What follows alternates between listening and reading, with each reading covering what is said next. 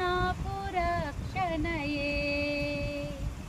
నా తల్లియు నా తండ్రియు ఒకవేళ విడిచినను, నా తల్లియు నా తండ్రియు ఒకవేళ విడిచినను, ఆపత్కాలములు చేయి విడువకను యెహోవా నాకు చెరదీయును. ఆపత్కాలమున చేయి విడువకను యెహోవా నన్ను చెరదీయును. యెహోవా నాకు వెలుగాయే, యెహోవా నాకు రక్షణయే. నా ప్రాణ దుర్గమయే, నేను ఎవరికి ఎన్నడు భయపడను, నేను ఎవరికి ఎన్నడు భయపడను. యెహోవా నాకు వెలుగాయే, యెహోవా నాకు రక్షణయే. నా ప్రాణ దుర్గమయే, నేను ఎవరికి ఎన్నడు భయపడను, నేను ఎవరికి ఎన్నడు భయపడను. యెహోవా నాకు వెలుగాయే, యెహోవా నాకు రక్షణయే. మార్గమును ఉపదేశమును ఆలోచన అనుగ్రహించే, నాకు మార్గమును ఉపదేశమును ఆలోచన అనుగ్రహించే. నీ ఆజ్ఞలలో జీవించుటకు కృపతో నింపి కాపాడుము, నీ ఆజ్ఞలలో జీవించుటకు కృపతో నింపి కాపాడుము.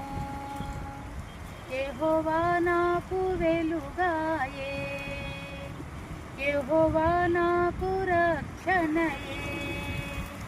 నా ప్రాణ దుర్గమయే, నేను ఎవరికి ఎన్నడు భయపడను, నేను ఎవరికి ఎన్నడు భయపడను. యెహోవా నాకు వెలుగాయే, యెహోవా నాకు రక్షణయే. నా ప్రాణ దుర్గమయే, నేను ఎవరికి ఎన్నడు భయపడను, నేను ఎవరికి ఎన్నడు భయపడను.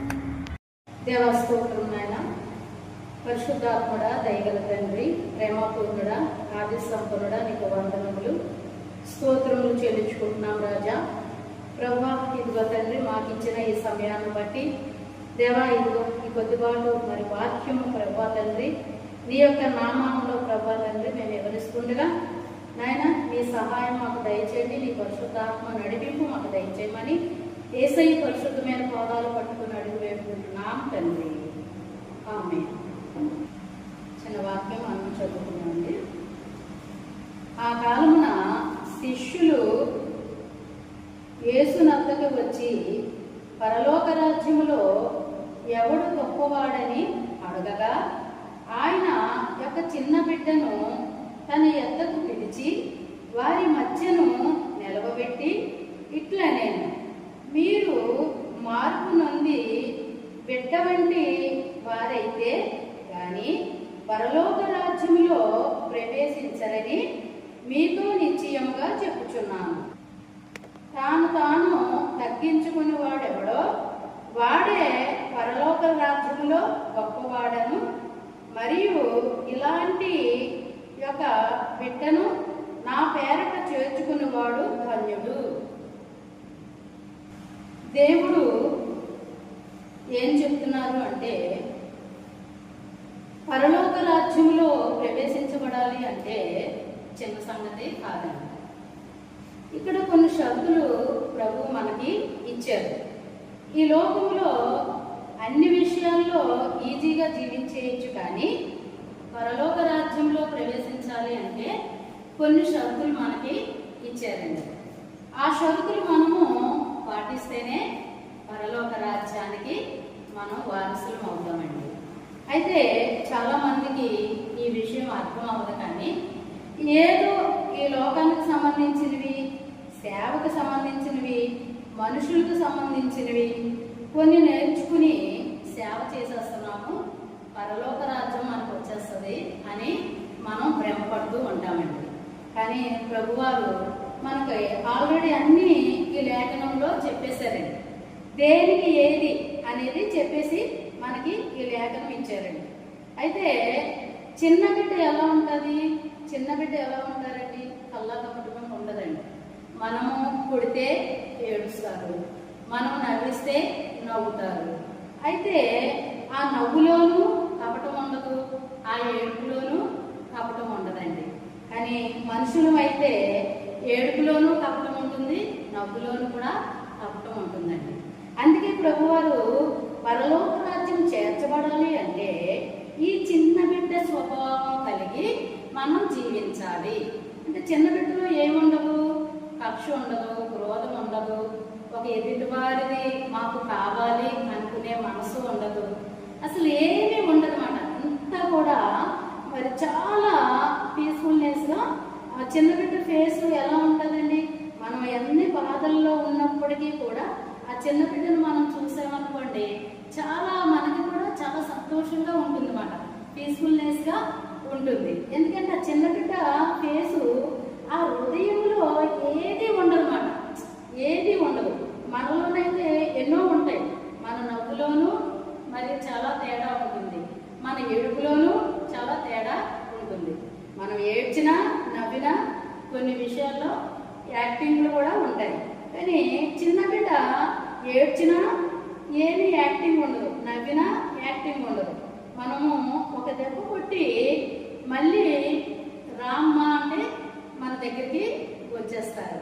ఒక దెబ్బ కొట్టి ఏడ్చి బిడ్డ కూడా మనం నవ్వితే బిడ్డ నవ్వేస్తారు.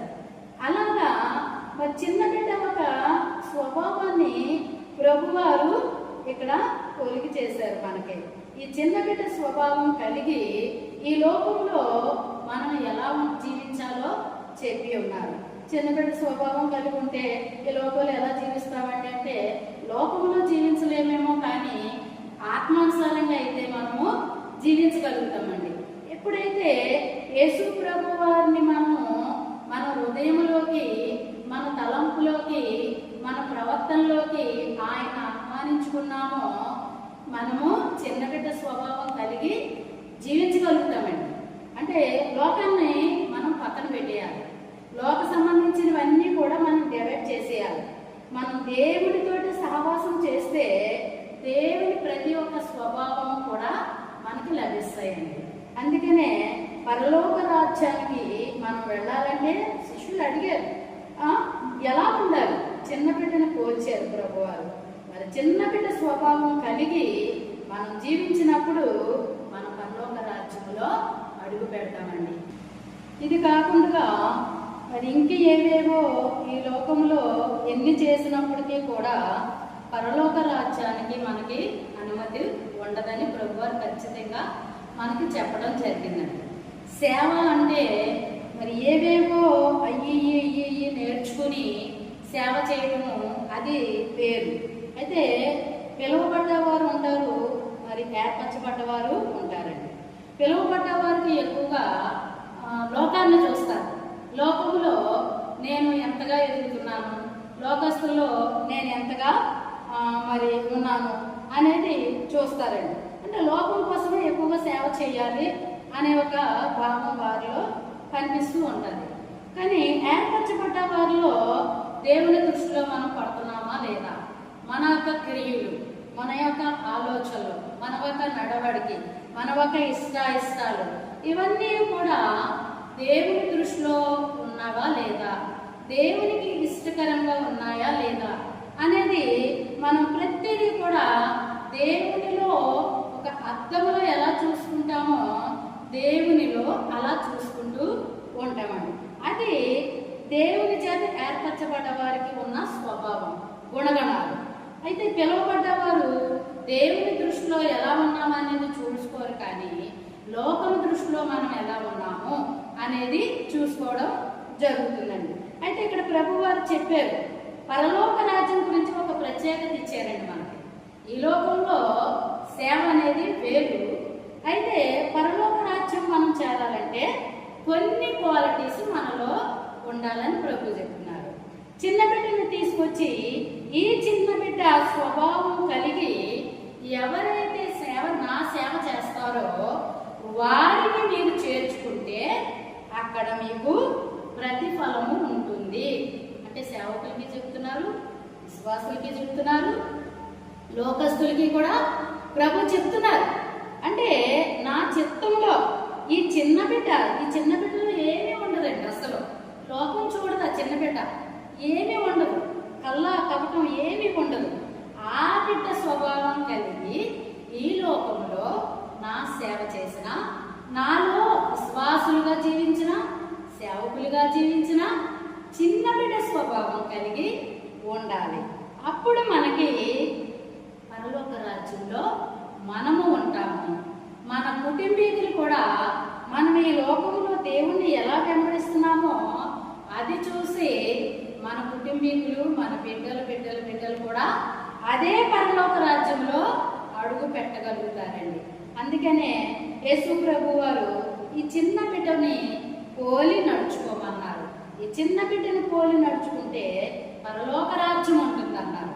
అంటే ఈ లోకంలో ధనధాన్యాలు ఉంటాయి, మేడమిద్దులు ఉంటాయి, ఈసుడు బంగారం వస్తుంది, ఈసుడు ఎండి వస్తుంది, లేకపోతే పెద్ద రాజకీయ నాయకులు అయిపోతారు, లేకపోతే ఏవేవో హోదాలు వస్తాయని చెప్పలేదు. కానీ పరలోక రాజ్యం వస్తుంది.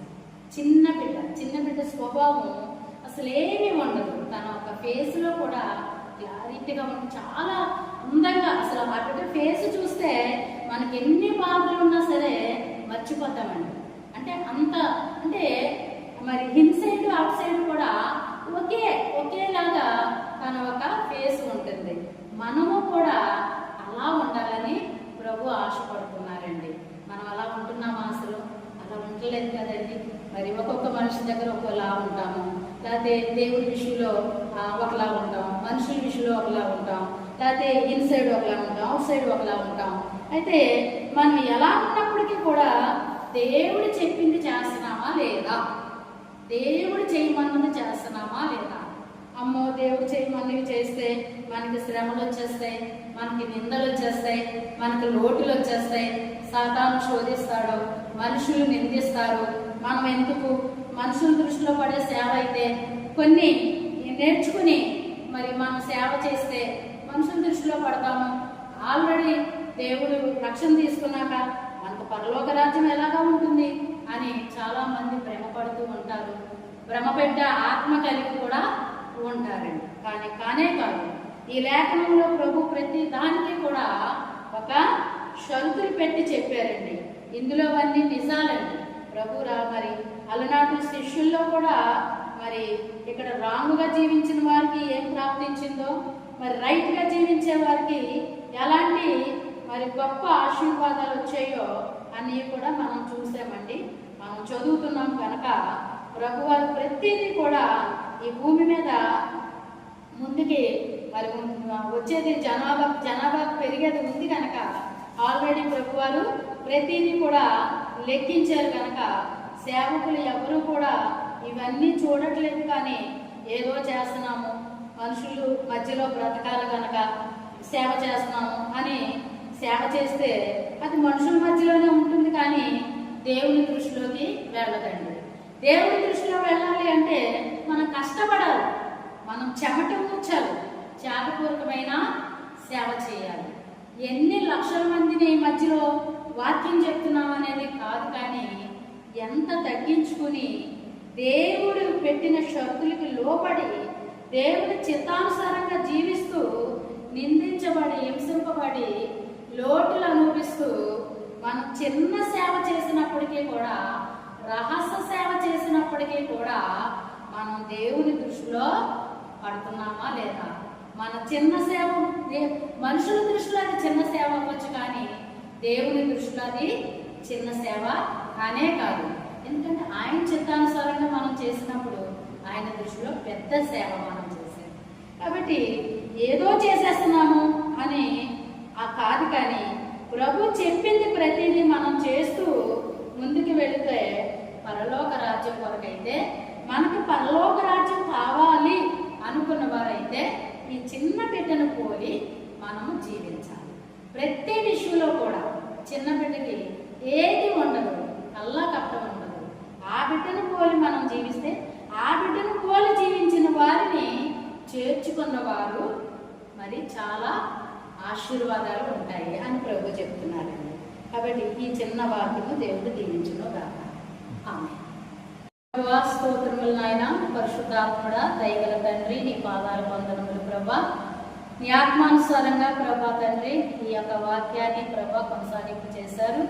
మీకు వందనములు ప్రభా, కృతజ్ఞతల తండ్రి. మీరిచ్చిన ఆయుష్ని బట్టి, మీరిచ్చిన ఆరోగ్యాన్ని బట్టి, మీరిచ్చిన అవయవాలను బట్టి ప్రభా, ఈ యొక్క సమయాన్ని ప్రభా కేటాయించి మాకు ఇచ్చిన విధానాన్ని బట్టి మీకు వందనాలయ్యా. ఈ వాక్యం ప్రభా తండ్రి నాయన, ఎవరైతే ప్రభా తండ్రి విని నిన్ను స్తుతించుతారో నాయన, ఈ వాక్యంలోది ఇంకా ఏమి నేర్చుకుని నీలో ఫలించే నాయన అయ్యా వృక్షాలుగా ఎదుగుతారో వారిని మీరు దీవించండి ప్రభా, ఆశీర్వదించండి ప్రభా, అంతవరకు నడిపించండి ప్రభా.